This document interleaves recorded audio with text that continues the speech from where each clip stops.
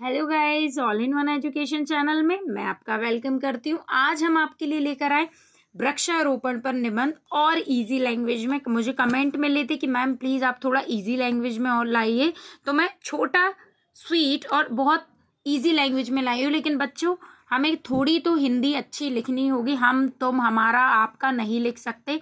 Hindi should be Hindi, Hindi Hindi ही होनी चाहिए। प्रस्तावना।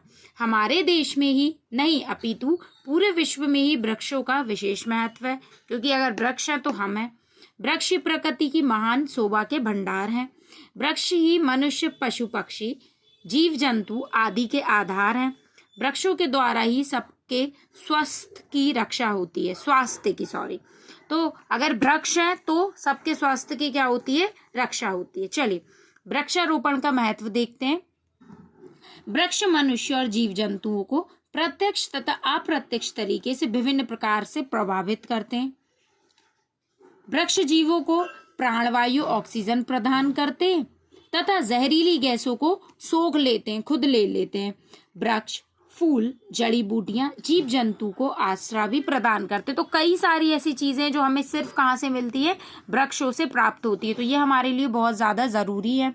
इसके लाभ क्या है वृक्षारोपण के?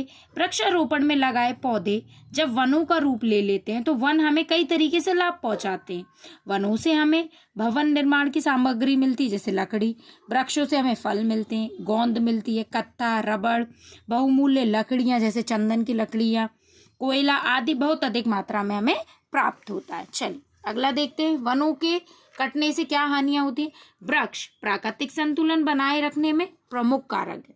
अगर इसी तरह से वृक्ष की कटाई होती रही तो एक दिन जीवों का जो अस्तित्व है पर एक प्रश्न चिन्ह लग जाएगा। मतलब लाइफ जो है वो बचेगी ही नहीं।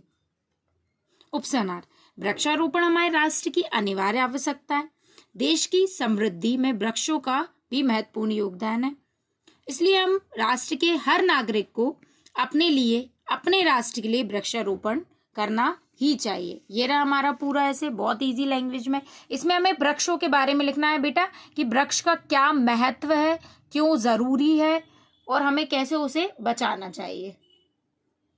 अगर आपको किसी और टॉपिक पे चाहिए तो प्लीज मुझे कमेंट करिए। Thank you for watching.